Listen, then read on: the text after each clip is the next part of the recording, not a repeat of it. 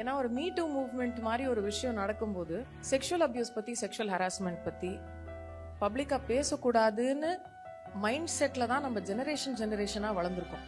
இதை பத்தி ஏன்னா படத்துல பாத்தீங்கன்னா முள்ளு மேல சேலை விழுந்தாலும் சேலை மேல முள்ளு விழுந்தாலும் சேலைக்கு தான் பிரச்சனைன்ற வேண்டியது. ரேப் கேஸ்னு படத்துல இருக்கிற சீன் பாத்தீங்கன்னா ரேபிஸ்டுக்கும் ரேப் பண்ணவங்களையும் கல்யாணம் பண்ணி வச்சிட வேண்டியது. இதுதான் காம்ப்ரமைஸ் சீன்ஸா நம்மளோட மனசுல படத்துல இருக்கிறதுங்கிறது நம்ம மைண்ட் செட் பிரெயின் வாஷ் ஆயிடுச்சானா இல்ல, என்ன நடக்குதோ அதை தான் காமிக்கிறாங்க. இன்னைக்குமே கட்ட பஞ்சாயத்து, இந்த காப் பஞ்சாயத்து நார்த்ல எல்லாம் பாத்தீங்களா இப்படிதான் பண்றாங்க. இல்ல அதையும் தாண்டி அந்த ஊர் கட்டமைப்பு அதெல்லாம் தாண்டி ஒருத்தங்க போய் போலீஸ்ல கம்ப்ளைண்ட் பண்ணிட்டாங்கன்னா அவங்கள ஊரை விட்டு ஒதுக்கி வைக்கிறது இன்னமும் இன்னைக்குமே 2025 கிராமங்கள்ல நடக்கிறது.